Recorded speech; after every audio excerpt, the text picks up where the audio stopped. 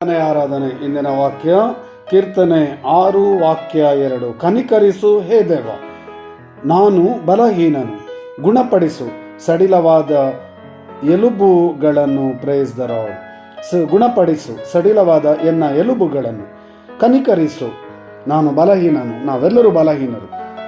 ಮುಂಜಾನೆ ಸಮಯದಲ್ಲಿ ಪ್ರಭೇಸುವಿನ ನಾಮಸ್ಮರಣೆ ಮಾಡುತ್ತಾ ನಮಗೆ ಬೇಕಾದ ಶಕ್ತಿ ಬಲಕ್ಕಾಗಿ ಪ್ರಾರ್ಥಿಸೋಣ. ಆರೋಗ್ಯ, ಸೌಖ್ಯ, ಆಶೀರ್ವಾದ, ವರದಾನಕ್ಕಾಗಿ ಬೇಡಿಕೊಳ್ಳೋಣ.